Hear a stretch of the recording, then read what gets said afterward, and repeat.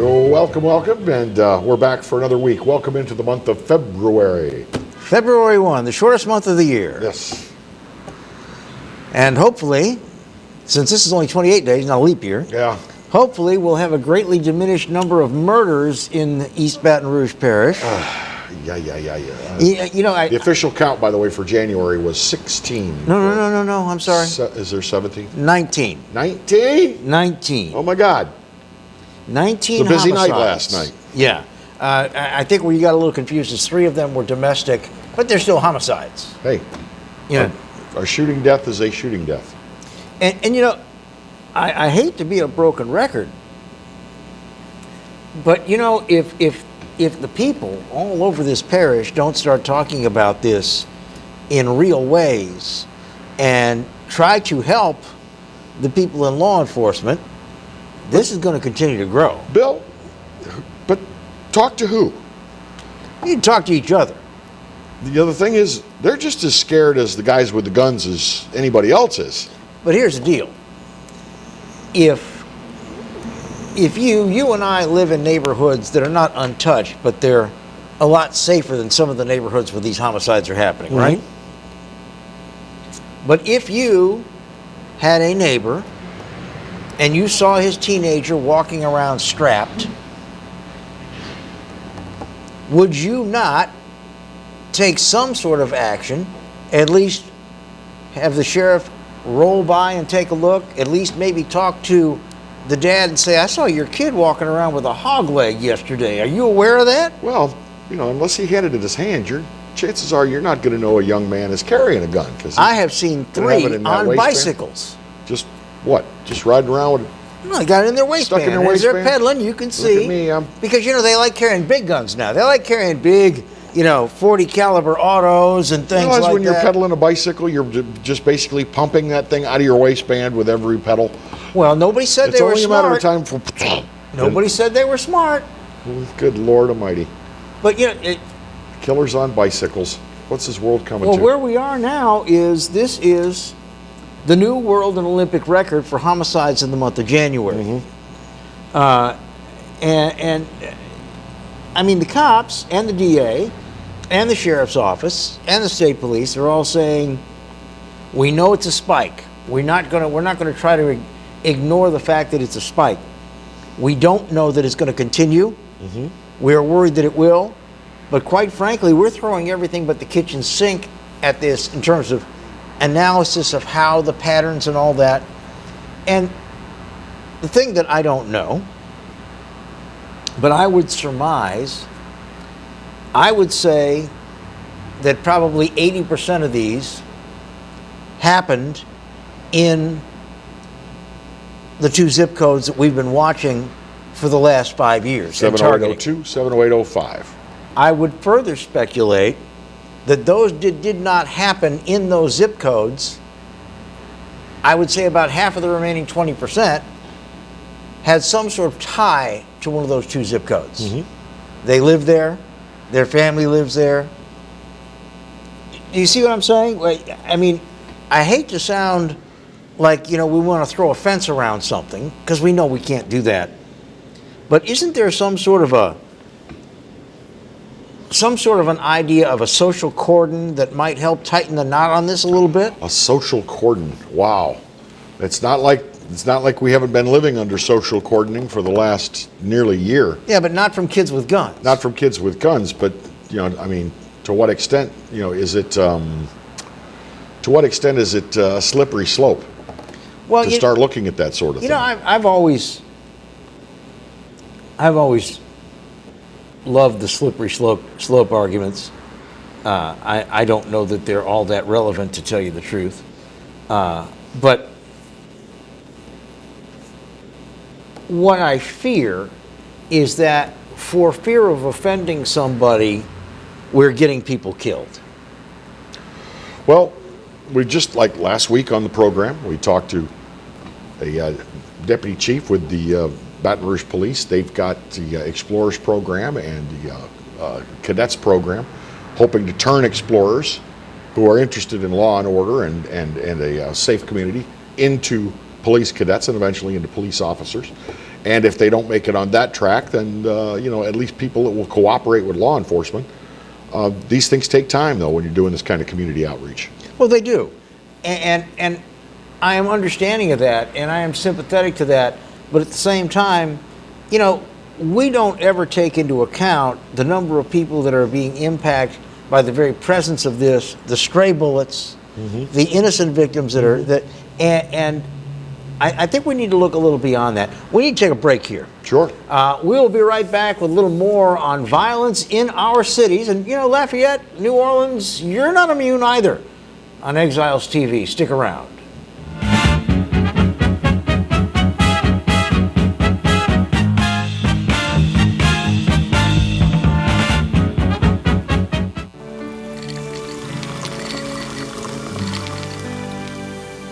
No one can stop me when I taste the feeling.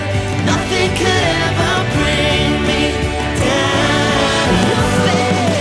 Nothing could ever bring me down.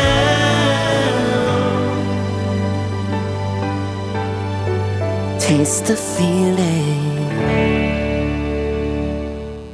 Hi, I'm Bobby Yarborough with Manda Fine Meats. Here at Manda, we know what the folks of South Louisiana love. They love great flavored smoked sausage, delicious deli meats, and specialty items like boudin and andouille sausage. Manda Fine Meats has been providing these products since 1947. We produce them right here in Baton Rouge, so you know you're always getting the freshest product at your local grocery store. Manda Fine Meats.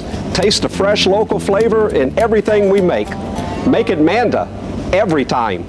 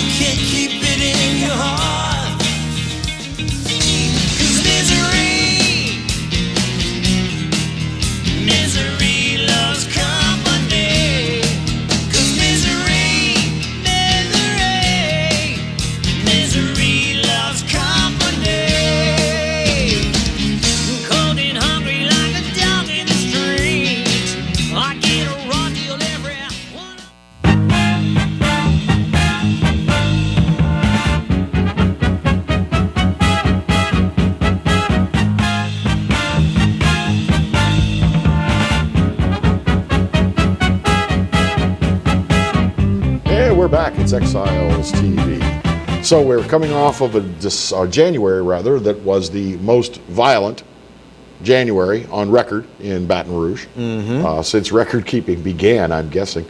I don't know how many years, but Well, certainly the deadliest. now, not all these were murders. Some of them were more classified as homicides, but when someone kills another person, it's the same thing. Some of them were, I think 2 or 3 of them might have been considered justified because they were domestics. Well, no, those were not justified. Those were domestic murders. There were a couple shootings where someone died that were considered justified. Okay. Homeowners defending. Those aren't included in this number. Thanks for that clarification.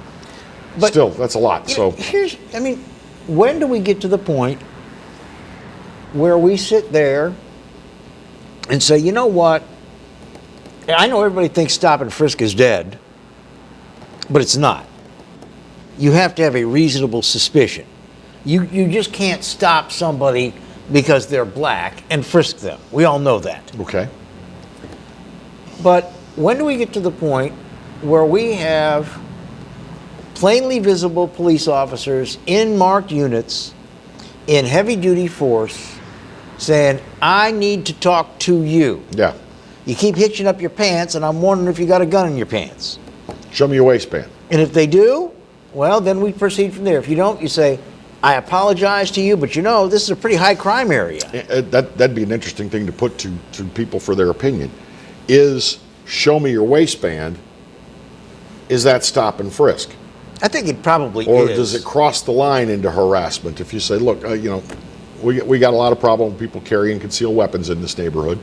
would you mind, lifting your waist, lifting your shirt, show me that you got nothing in your waistband. Well, you get into a whole thing. But a lot of these guys also, their pants are so baggy, they can put a revolver, smaller pistol. Well, that's Put a it in big pocket. part of it. I mean, that's the whole deal. At a traffic stop, oftentimes, if it's somebody that looks like they're going to bow up a little bit or get a lot of control, the officer will say, you're not under arrest, you're being detained, and I'm going to search you for my safety and yours. And that is perfectly acceptable. What happened and what has happened traditionally with stop and frisk is that you're going in there with, the cops have the same numbers that you and I do and that you at home do. And they say, you know what? There have been weapons fired in anger in this neighborhood 38 times in the last month. And it certainly seems like everybody's packing. And so they're going in saying, you. They're frisking everybody. After a while, they're not quite as polite. You get this fatigue, and that's why they've pulled back on stop and frisk. But certainly, 3 times in East Baton Rouge Parish, and by the way, all 3 times I happened to be in either 70802 or 70805, I saw a kid that was much younger than 16 on a bicycle with the handle of a gun visible to me. Wow. Now, I don't have any kind of Sharp supervision. eye. Yeah, but sharp eye, Well, nevertheless. no, growing up in the city street smart, I know that a lot of crimes happen on bicycle. It's pretty easy for a kid to act like he's swerving into you. You stop your car, and the next thing you know, you're looking at it this way. Seen that too. And plus, a bicycle can defy traffic Yeah. that a police car can't. It's a great escape vehicle, by the way. Snatch a purse. Again, in my old hometown, which is having enough trouble as it is, purse snatchers used to be great on bicycles because they could weave in and out of traffic and they'd be gone in a heartbeat. That's one of the reasons that big cities first started having bicycle patrol. Yep. They could do it too. But, are we at a point, and it's a serious question, are we at a point where we need to have actual, no-nonsense, visible police presence in force in these affected zip codes where so much of this is coming from? Now, when the cops sit here, when the DA sits here, he said the good, honest people that live there are more terrified than you are. I find that all too easy to believe. Well, here's the thing, though. How many of them revert when the cop comes and knocks on their door and they said, did you see Jimmy? It's because they're more afraid of them than they are the police. Exactly. So will they revert if the cops show up in force and hang around? Will they say, we don't need you here. You're causing a problem for us. Yeah, we didn't see nothing. Yeah, this is a thorny issue, and a lot of it goes back to who are the criminals more afraid of. Are they more afraid of the cops, or are they more afraid of the people in their hood? See, what I don't understand is the neighbors. I don't understand the neighbors being more afraid of the criminals and hood rats than they are the police. They know the police have rules they have to follow. There's no such rule for the hood rat, for the thug with a gun. Well, and a lot of times, we don't like to think about this. A lot of times that kid, that teenager who's selling a little dope, working the street a little bit, he's the major breadwinner for the family. Mama doesn't like what he's doing. Mama's worried it's going to get him killed. But Mama also likes to eat. Yeah, he's bringing home food. And the Complex. But here's the deal. Just like what happened in other large cities, and we are a large city with a problem, this is going to start to spread to the point where it's in every neighborhood in this parish, and it gets a lot harder to stop at that point. And there are some people in our elected government who would like to see that so the heat wouldn't be on their little part of the world. So what do we do? What's an acceptable level of cordoning. Well, let's talk about that when we come back. It's time to take another break. Okay. We will be back in just a moment on Exiles TV. Stick around, won't you? It's for you. No, it's for them.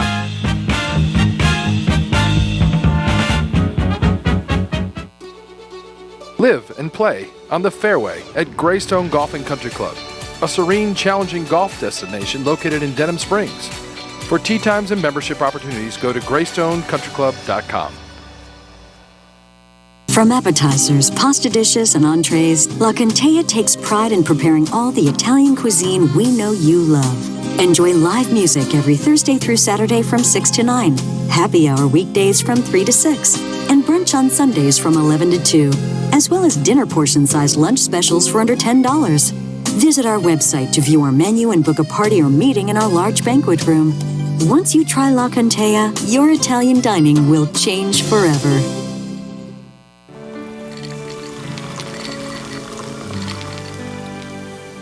No one can stop me when I taste the feeling.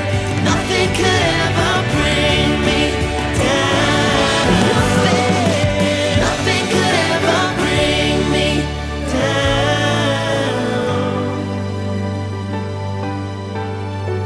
Taste the feeling. Hi, I am Dr. Farrell Frugier Jr., and I am a general dentist at Frugier Family Dentistry. I was born and raised in Baton Rouge, Louisiana. I went to Catholic High School, LSU, and LSU School of Dentistry in New Orleans, where I received my DDS degree in 1986. I always have and will continue to be committed to continuing my education, to invest in technology which makes the diagnosis and delivery of dentistry more thorough, more comfortable, and more aesthetically pleasing. In our practice, we are here to serve the patients. We want to improve their quality of life and to develop relationships with our patients. In dentistry, we have a chance to impact lives on a daily basis, not just by doing dentistry, but by getting to know them and being a part of their life. We also believe in giving back to our community. So every year, we give back to the Greater Baton Rouge Food Bank, Toys for Tots, and Mary Bird Perkins Cancer Center. Please stop by and visit our office. We would love to take care of you and your family. Team Honda wants to thank you for once again making us Louisiana's #1 new car dealer by offering you never-before-seen savings. For the first time ever, get 0% financing up to 60 months on some of your favorite Honda models. Get thousands in savings right now at Team Honda on Segan Lane.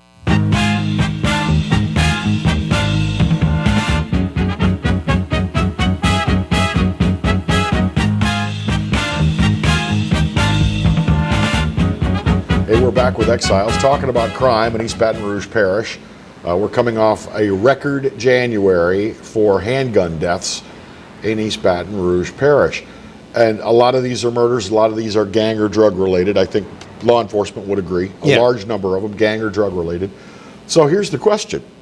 Would some sort of, as Bill put it, what'd you say, social cordoning? Yeah. What would be acceptable, Bill? What would be something that law enforcement could do to try to help that everybody would be okay with? Well, you know, this is in an ideal situation. Our situation is far from ideal. I'll give you an example of one that seemed to work for a while. Was when New Orleans Tourism Bureau paid for off-duty troopers to come and augment the presence in the French Quarter of NOPD. Now, NOPD used to have 8 or 9 officers in the quarter, and then troopers come and they got 25 more. Now you've multiplied your force by 3 times. Now, I don't know that we could do that. I don't know we have money to pay for it, but... And state police pretty much aren't down there anymore except working from their troop. Yeah. But, you know, I have to ask, would you be willing to take some officers off of traffic detail? Take some officers off of the DWI checkpoints. All of these necessary, I might add. Take some officers off of writing accidents and having them in uniform, in a marked vehicle, very, very present in bigger numbers than they have ever seen in these 2 problem zip codes. Now, you're going to have some questions.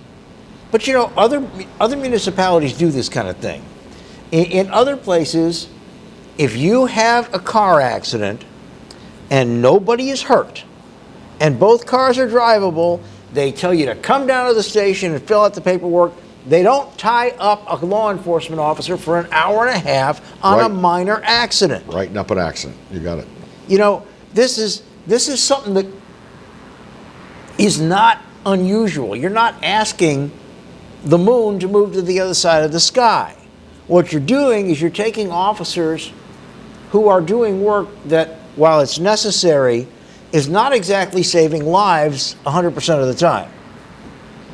You know, there are things that you can do, but I've got to believe that if you're in one of these areas and you're walking around with a gun and that's your normal routine, and you come out of your house at 8 o'clock on a Saturday night looking to hang out with other folks, and you see that blue and white sitting out in front of your house, and you think, oh my God, he's going to see me, you might just turn back around and put that gun back under your bed.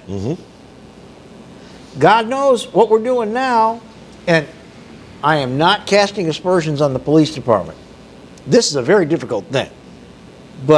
And they know it, that they can't be as effective as they would like to be in terms of perhaps getting these guns off the street and stopping the crime that's going to happen tomorrow night, or the night after that, or 6 hours from now.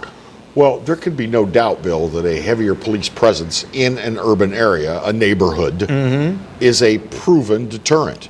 When people see the police more often, they behave as if the police could be upon them at any moment. Yes. Literally catch them, on flagrante. It's Yeah, like, that's part of the deal. catch them red-handed doing what they're doing because they're patrolling the neighborhood. I cast no aspersions on police, and I don't know that they're not already doing it. I can speak for the sheriff's office in East Baton Rouge. I see the sheriff's office going up and down my street. Now, not frequently, but every second or third day, I see the sheriff's office cruising slowly down my street. And you can't get any more neighborhoody than my neighborhood. Well, I'm in. It's a little off the beaten path. Yeah, I'm in sheriff's jurisdiction too, and I have noticed for the last 6 or 7 months that there is at least one drive-through of the whole neighborhood every single day, just to project an image. But Shenandoah is hardly a hotbed of crime and violence in Baton Rouge. Yet, and Yeah. that's the Knock thing. wood. That's the thing you have to use with every subdivision. South Downs is not a hotbed of crime and violence yet. But the thing is, There was a time when Oak Villa was a wonderful neighborhood, and now people are scared to live with, or Villa Del Rey or any of those, Oh, yeah. great neighborhoods, off of Florida Boulevard. Well, and now people are, nervous. well, this is a very basic way of looking at it. But the reason you would put a cordon, a barrier, a fence around something, there's two reasons. Either to keep something out or to keep something in. And I've got to believe that the flow of these guns from burglaries is coming in to 70802 and 70805. Yeah. And once they're loaded, cocked and locked, it's coming out of They're coming 70802 and from my zip 70805. code. There are a lot of automobile burglaries out where I have. And the thing is, you would argue, well, Bill, you want to basically imprison 2 entire zip codes. And you know what? I don't. But I'd sure like to have a checkpoint in all these zip codes to where we could keep an eye on what's coming and going. And But checkpoints aren't America. Come on. well, I'm talking about a psychological checkpoint, a presence checkpoint. The thing is, when they started x-raying luggage at airports, and this is before 9/11 that they started. That started in the 70s with the hijacking wave. Yeah, they caught a lot of guns, and they caught a lot of knives, and they caught brass knuckles, and they caught pepper spray. We even caught a hand grenade. It wasn't operative, but it was a hand grenade. So when they started doing that, what happened? The number of weapons that were found went way, way down. You know why? There was a pretty good certainty of being caught. Mm-hmm. You know, if you had that police presence that was visible, you would increase the certainty of being caught. Now, will it cure everything? I doubt it. No, but it would help, probably. Yeah. You know, at this point, we're not looking to cure. Can we just help? Can we just reduce the numbers of people dying? Can we reduce the numbers of shooting incidents? See, we've been talking about people dead. Yeah. We haven't even spoken about the number of non-fatal gunshot wounds. January was also a very, very high month for that. Well, and felonious assaults, where people end up being hospitalized with serious injury. You know, it doesn't have to be a knife and a gun involved in that. And we're starting to have our fair share of carjackings and things like that. To what extent do you blame the social pressures of the COVID pandemic?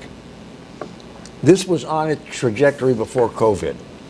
So I'm gonna hold COVID aside for right now. What I do believe is the social pressures, again, of some, not all, political leaders, of some, not all, church leaders, of some, not all, community activists, looking at these teenagers in their formative years and saying, you're getting a raw deal. Cops hate you. And you don't have to do what they tell you. You don't have to take that crap. I really do think the messaging that they have gotten from people that they have traditionally looked up to throughout their lives by their station, not the individual person, but the reverend, the pastor, the priest, the council person, you know, the community Democrat or Republican leader, you know, the person who runs a social service agency. I think they're really getting a lot of bad messaging. And you're talking about juvenile crime. We talked about it last week.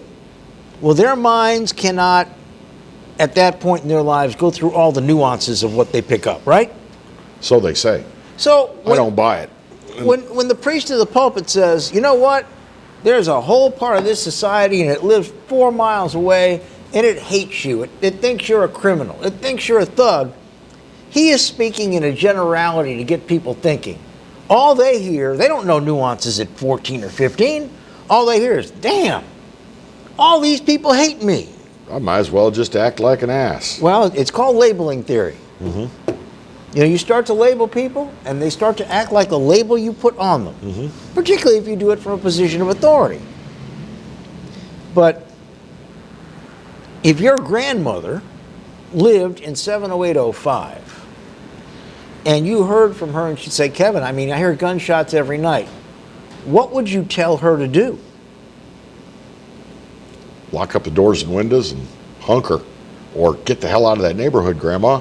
Or keep your eyes open and maybe we can get cops there more quickly if people dial 911 real quick. See, that's the thing. If people are just hunkered down in their homes like prisoners, they're not going to, you know, they don't want to be peeking out the windows. They're afraid to take a stray bullet. Well, you know, I used to, when I was PIO at the airport, I had to have a radio receiver. And basically everybody went on the same group of frequencies. It jumped between them. Very much like the scanners we used to use in newsrooms, where things jump between. And in addition to hearing the aviation calls, I would hear the police calls, the EMS calls, the fire calls. And I can't tell you, and this is back a long time ago, I can't tell you how many calls I would hear that gunshots being heard in the neighborhood of such and such, complainant does not want to be contacted. Nobody wants to see the police car roll up in their driveway when people are shooting. They know who called the cops. Yeah, exactly. And that wasn't rare. That was common. Quite common. That tells you a little bit about the depth and scope of the problem. Well, that also tells you, you know, how we wound up with programs like Crime Stoppers, that the whole thing is done anonymously. But Crime Stoppers can only do so much. Well, and Chief Paul and Sid Gotro, the sheriff, and Hill or Moore will all tell you that the good people who live in these neighborhoods are afraid and they'd like something done. But you know what? They're not in a position to do it because they're more afraid of them than they are of the law. Why are you popular this morning? Time for us to take a break. We'll be back in a moment on Exiles TV. I'm sorry, I forgot to turn the alarm.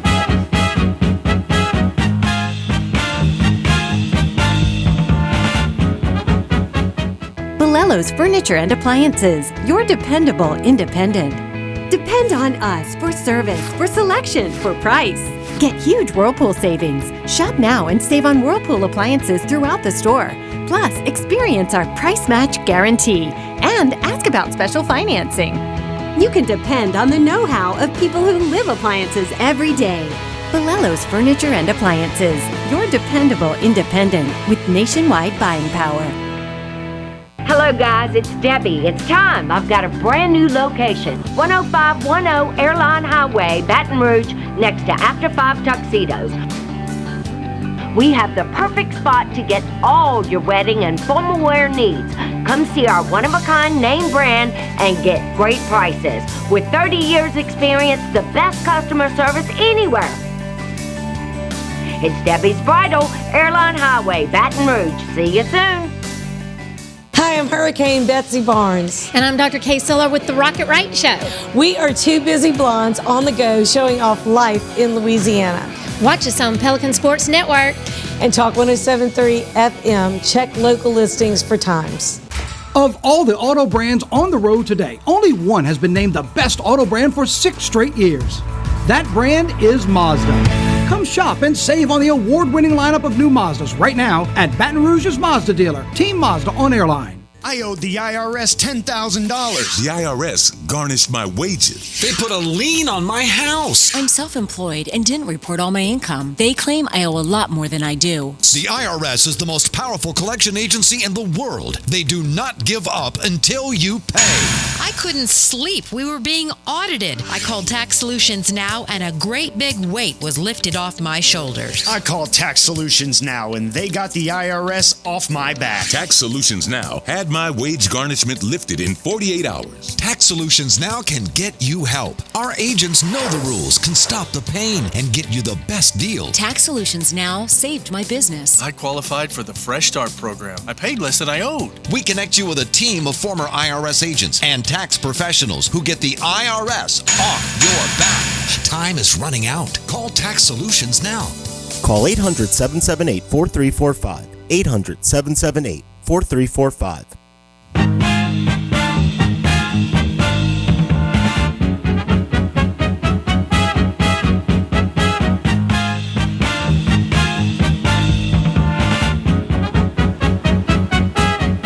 Hey, we are back with Exiles TV. So, we need a program where people can reliably and comfortably rat on the kid in the neighborhood who's carrying the gun. Well, I think we need a program where we find a way to take officers from other areas. You know, I think more police presence in the neighborhoods, in these zip codes, is going to help. I mentioned DWI checkpoints, and I know that there are a lot of people that are very sensitive about that. Mm-hmm. You know, Mothers Against Drunk Driving, they've already got me at the top of their I Hate You bill list. I'm not saying you shouldn't enforce DWI laws. There's a lot of sketchiness around DWI checkpoints, and to what level is it entrapment? Well, when there's been a big event where you know people are drinking, and then you're going to be parked 3 blocks away doing a DWI checkpoint, are you entrapping people? But beyond that, you also have 10, 12, 15 officers working one checkpoint where they could be patrolling neighborhoods. Where you could have them out in the neighborhoods. And, you know, the thing is, most of your really egregious DWIs are going to get spotted while they're driving because they're driving so horribly because they are, by definition, impaired. And you can certainly call 911 and they will dispatch somebody and they will pull that person over. But we probably have more people working these DWI checkpoints when they work them en masse that could be used in these neighborhoods, and they probably don't even come equal to the number of juveniles that are carrying guns. Oh, yeah. You know, I take your meaning. The last time I encountered one personally was on Corporate Boulevard in Baton Rouge. Of course, there was no problem with me or mine or me behind the wheel, but there were probably 10 cops. Mm-hmm. And there were two jurisdictions. There was city police and there were some state police. But there were like 10 of them. And I was thinking, well, maybe 3 or 4 of you could be doing something else right now. Let the state police do it. Let the city police patrol the neighborhoods. Well, and I don't know if we're doing this here. I suspect that it's up for discussion. But just in our little part of the world, we have a pretty good size ATF field office here. We have a decent DEA field office here. Because of the increased number, and it's still not huge, of people that come and go through the port, we have a pretty good Homeland Security armed presence here. We do. With all their DEA, with all their, Border Patrol and Customs and Immigration. But I wouldn't be surprised if you asked, because, there's usually drugs or illegal firearms involved in some of this stuff. Stolen firearms at the very least, which doesn't even just kind of sort of go into ATF. It's there. It's in their jurisdiction.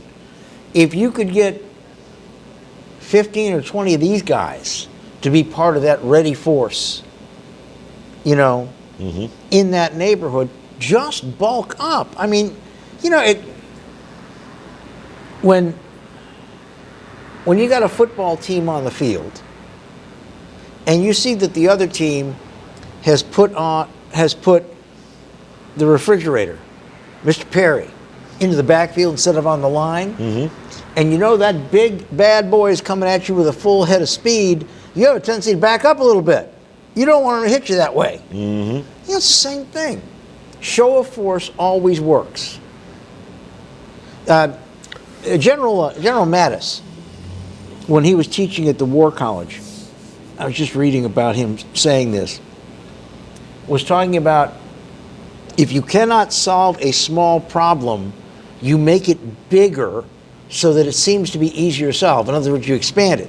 So Right. if we've got in 70805, with the Street Crimes Unit Regular Patrol, if we've got 15 officers and we're still not tamping down the murders there, then maybe we ought to have 35 officers. You make the problem bigger. To try to solve it. And I'm sure the police chief would love to add that many Oh, officers. I'm sure he'd he love would. to have the budget to pay them. Well, yeah, and there we go. Once again, we have to go back to the big thing is always the money, and there have always been people that thought that we don't spend our money with the right priorities in East Baton Rouge Parish. Well, the DWI checkpoints, okay? They're paying all those officers overtime Yeah. with federal funds that comes from Department of Transportation. Right. Well, we can't ask Department of Transportation to allow us to use those funds for street crimes because that's not what they're for. Right. Well, a lot of that DWI money comes specifically from the National Transportation Safety Board, NTSB, Yeah. and it can't be used for anything else. Exactly. And so what I'm saying is does anybody know if Department of Justice, who does primarily have a law enforcement function, can fund something in high crime areas like we've got as Department of Transportation does with DWI checkpoints? The thing is, I don't think, even if it's not successful, I don't think the public will allow you to leave any stone unturned. Now, in Baton Rouge, and I don't know about in Lafayette, and I don't know about in New Orleans, for those of you who are watching us there, but in Or Slidell. yeah, you're going to get pushback.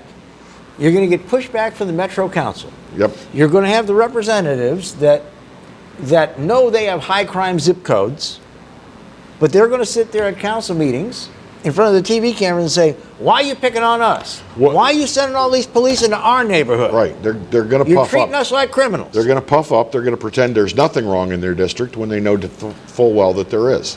Well, and I don't mean this disrespectfully, because I know you're trying to represent your people, but you know what? If you don't allow a heavier police presence, you're just making them victims. If it walks like a duck and it quacks like a duck, it's a duck. Wouldn't you think that the taxpayers in these neighborhoods would want to see it, and they'd be happy with their Metro Council member? But see, we for go, whatever part they played in getting us more security. we go back to the way political campaigns have been handled, at least in Baton Rouge, in the socioeconomically depressed areas for years. Mm-hmm. Come down to the 19th JDC. Judge Trudy will show you some love. Mm-hmm. No, that grandma does not like hearing gunfire at 10 o'clock at night, but you know what she doesn't like worse? Is some big old cop putting cuffs on her grandson and putting him in the back of a cop car. There is a grand social hypocrisy that happens in these neighborhoods, Kevin, and they don't even realize it. Well, they don't even know. I was going to suggest that it transcends these problem neighborhoods, and that tends to be everybody. Well, everybody wants more security. Everybody wants better police protection until they come for your grandkid or your son. Why'd you stop my son? Well, he's doing 104 miles an hour through a school zone, smoking a joint, talking on his phone. Oh, and by the way, Porsche you bought him. By the way, he has a stolen gun between his legs. Yeah. But see, we are going to get to the point where our entire social justice system is going to be turned on its head. And I'm not talking in a week. I'm not talking in a month. But I see signs of it spreading and the attitude spreading. I have been in Metro Council meetings, Kevin, where the police chief, and this was a few chiefs ago, came in to report on new equipment and how it was going to be deployed in high crime areas. And I have seen council members go absolutely ballistic about why are you putting all this new equipment, why are you putting more guns in my neighborhood? Well, that's where they're needed. That's where they seem to be needed. Yeah, that's where the crime is, ma'am. So, it is complicated. But Kevin, like most things, I think we really have to resort with cold facts and harsh truths. And hard decisions.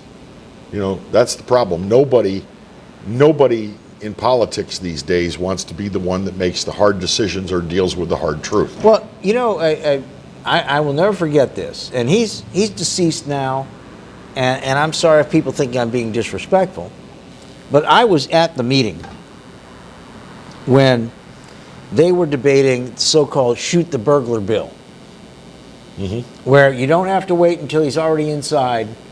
If he's halfway through the window, you can shoot him. If he's beating at your door, you can shoot him. And the person who dissented the loudest, asked for the floor and was given the time, it was George Eames, who at that time was the chairman of the state NAACP. And he was asked why he didn't like this bill. Because there are a lot of burglaries happening in black neighborhoods, quite frankly. People were losing what little they had to burglars. And here's what he said. He said, because you know that all those burglars that they're going to be shooting are going to be black people. He said that with a straight face, and nobody, not even his own board of directors at the NAACP, called him to task for saying, you just sat there in front of the legislature and said all black people burglars are black. Burglars. But this is the kind of thing. All burglars are black. This is what we need to deal with in this state, in this parish, probably in Orleans Parish, probably in Lafayette Parish, and the spread is happening all over. Here's the problem. Do we care what the race of the person who's breaking the law and committing the crime and endangering other people? Do we care what their race is? You and I don't. Do we just want to stop them? You and I don't, because quite frankly, we have the luxury of being white and living in neighborhoods where the crime isn't happening. That's our white privilege. And we're living in neighborhoods where the crime isn't happening. I got plenty of crime in my neighborhood. We got burglaries running but amok in our you're not having bodies drop, okay? No deaths. And we're not being told from the pulpits and from the people who go door to door and give us yard signs that they're all out to get you. They should be looking the other way. That's what I want them to do. So there's a big problem here. Yeah. A brief break. We'll be back to wrap it up on Exiles TV.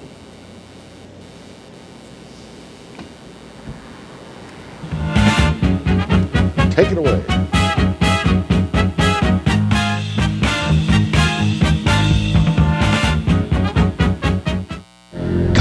fighters.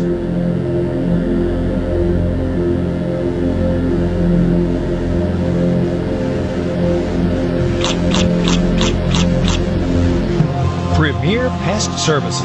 We're making 2021 the year of savings, and it starts right now at Team Toyota. Come get a new 21 Corolla for just $189 a month, or get a 20 Camry for just $19,995. It's a year full of savings starting right now, right here at Team Toyota. Hi, I am Dr. Farrell Frugier Jr., and I am a general dentist at Frugier Family Dentistry. I was born and raised in Baton Rouge, Louisiana. I went to Catholic High School, LSU, and LSU School of Dentistry in New Orleans, where I received my DDS degree in 1986. I always have and will continue to be committed to continuing my education, to invest in technology which makes the diagnosis and delivery of dentistry more thorough, more comfortable, and more aesthetically pleasing. In our practice, we are here to serve the patients. We want to improve their quality of life and to develop relationships with our patients. In dentistry, we have a chance to impact lives on a daily basis, not just by doing dentistry, but by getting to know them and being a part of their life. We also believe in giving back to our community. So every year, we give back to the Greater Baton Rouge Food Bank, Toys for Tots, and Mary Bird Perkins Cancer Center. Please stop by and visit our office. We would love to take care of you and your family.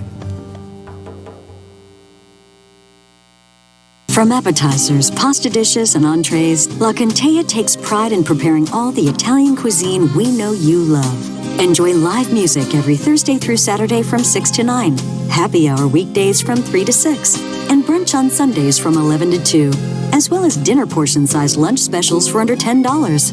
Visit our website to view our menu and book a party or meeting in our large banquet room. Once you try La Contea, your Italian dining will change forever. Live and play on the fairway at Greystone Golf and Country Club, a serene, challenging golf destination located in Denham Springs. For tee times and membership opportunities, go to greystonecountryclub.com. Hi, business owners. Phase 3. Woohoo! But do your customers know you're back? Well, that's where the Clarence Bugg Show and Pelican Broadcasting can help. Right now, we've got great rates on advertising packages to help you get the word out. Shoot me an email at bugsclarence@gmail.com. Or better yet, call me up. I'd love to talk with you. 225-485-6839. Let's get together and make Phase 3 the best it can possibly be.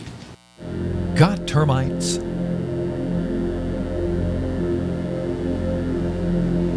Get Premier Pest. PremierPestServices.com.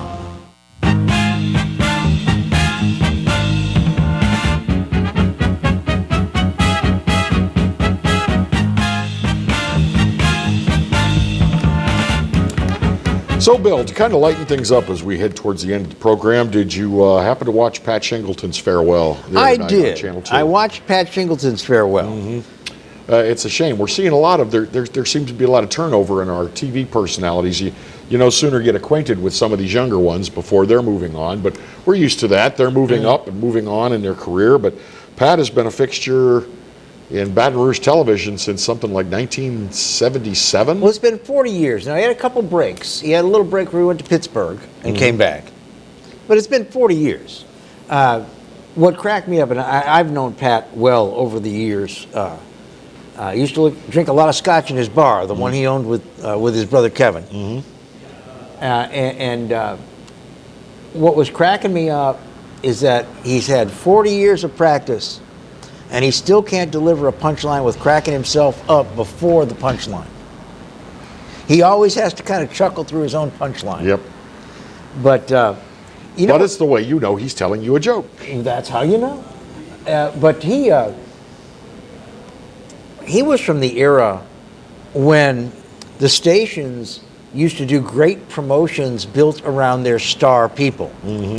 I don't know if you saw it. They ran it a couple times and all the tributes to him, but they hired a band to sing My Girl to the tune of Weather, and they had him playing piano, and they had Terry Burhans playing drums.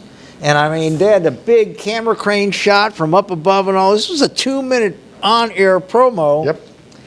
Because those guys were bank, though. They were, the people spent money on advertising to be part of those broadcasts. but shot by Steve Davidson and Ed Ball, I'm quite sure, judging by the technique. But Pat's numbers are impressive. The what is it, $5 million worth of prescriptions were filled by St. Vincent de Paul because of his, fill a prescription campaign. How many coats for kids over the years? Hundreds of thousands. Hundreds of thousands. So Pat's not only been a fixture in our living rooms, giving us weather information, but he's been reinvested in the community for as long as I can remember.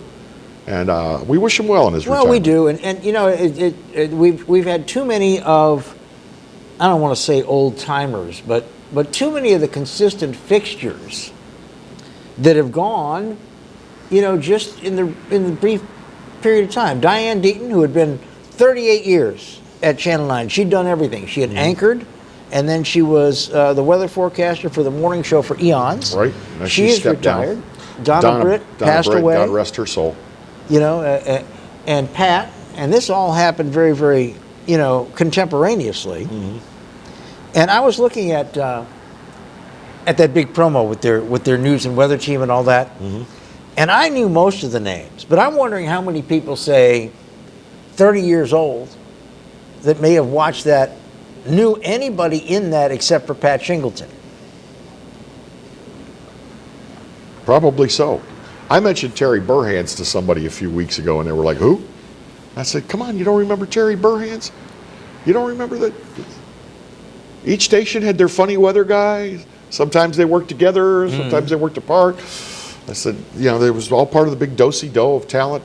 Well, Terry went up to work in Chicago at the NBC, owns and operated station, WMAQ, for a lot of years. And I used to hear from relatives and all that, who is this guy you sent us from Louisiana? He's hysterical. We love him. Do you know who else I miss that used to be on television in Baton Rouge? And maybe because of Pat, because of Terry, he didn't get the recognition he deserved.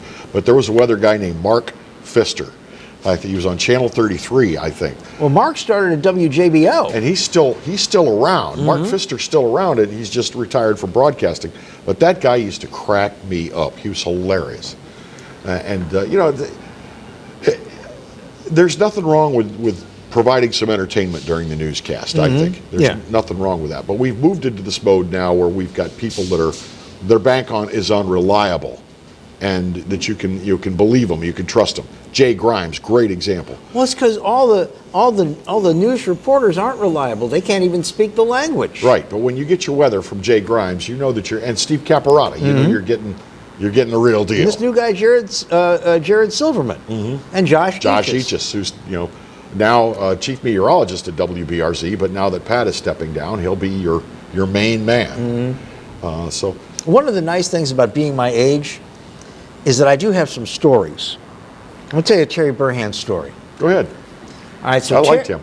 Terry, instead of going to college immediately, his band was taking off. A lot of us were in that position. And he decided to take his chance. He had a band called the War Babies that was a terrific band. They were going somewhere until a few of them got drafted. Vietnam was going on, and if you didn't go to college, chances are pretty good you were going to get drafted. And Terry was lucky. Terry was stationed his entire time in Germany. Well, Terry went to school with me at LSU. Terry's a couple years older than I am. And we were in a German class together. And the rules of this class were you could have no knowledge of German to take this class. If you took it in high school and it was on your transcripts, you couldn't take this class. You had to go to the advanced class. Okay. If you were born in Germany and spoke German, well, nobody checks service records. So this guy's sitting there and he's acting like a goof-off half the time, but he speaks fluent German from being there for 3 years in the Army. And he is just absolutely destroying the curve.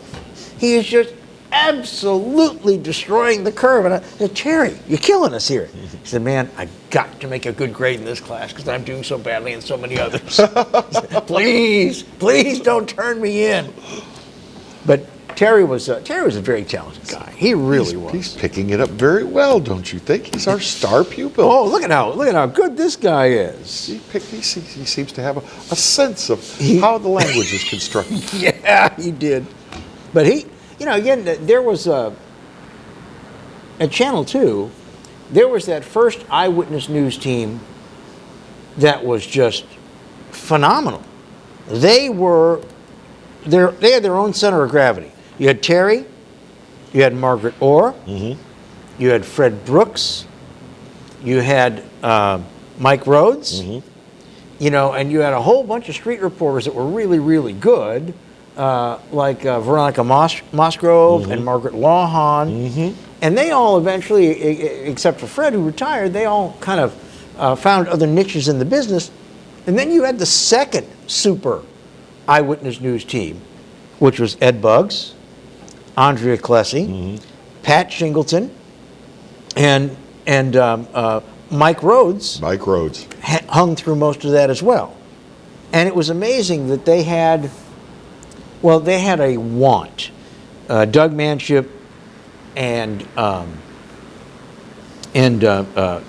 John Spain, who was the news director, they wanted to build high-quality news teams that really, really were well-known. You know, a lot of news directors that they don't like anybody to be a star. A lot of program directors like that too, come to think of it. Yeah.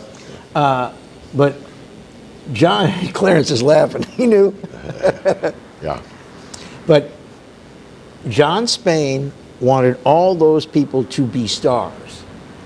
And they spent the time, they spent the money on equipment, they spent the money on promotion, and they made, that's two complete news teams that each held their ground for about 10 years, where they were all transformed into superstars.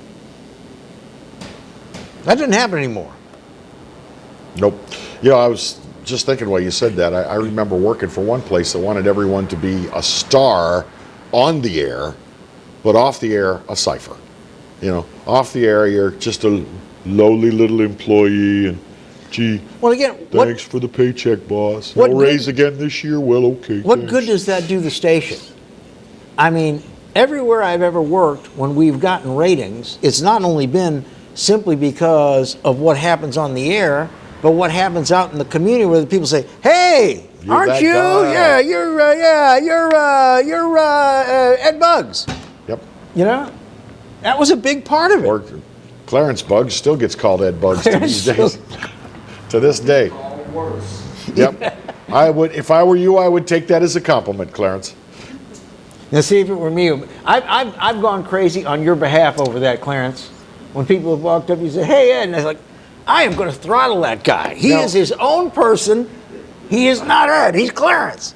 Look, it's getting a little weird here because we don't know exactly what time we're supposed to close the show. Marty, our floor manager, who is normally here and is wrapping things on tabletops and counting us down, is not with us today. Yeah, he had to have that super penicillin shot, you know. We we don't know if we're coming up on ending the show in 30 seconds or... The way I call it, we're ending the show in 1 minute and 20 seconds. Okay, and out there in the truck, guys, if you have to, just throw that logo up over us and cut us off in mid-sentence. I'm counting us to 11. And I can actually count that high without taking off my shoes. And anyway, do you want to know why? Why's that? No, don't. I don't want no. You sure? No. I can tell you. You can show them if you want. Oh no, that always causes problems. Let me leave the room first, okay? But we thank you so much for being with us today, and we hope that to February things start to level off a little bit here in East Baton Rouge. Maybe it's just New Year jitters or whatever. But there's no Mardi Gras. This month would be Mardi Gras. We'd be having it in a couple of weeks. 2 weeks from tomorrow, I think, would have been Mardi Gras. Yeah. But there's no Mardi Gras this year, so no parades, no fun. No more fun of any kind, mister. We're on double secret overtime until Uncle Jonathan Bell Edwards tells us that we can all go out and play again. It's Groundhog Day all over again. Look, be safe out there. Remember, if you've got thoughts on these issues... Tomorrow is Groundhog Day. Yeah, I know. You can email them to us, Kevin at exilestv.com or Bill at exilestv.com. Until that time that we meet again, stay safe. Clarence Buggs is next. Take care.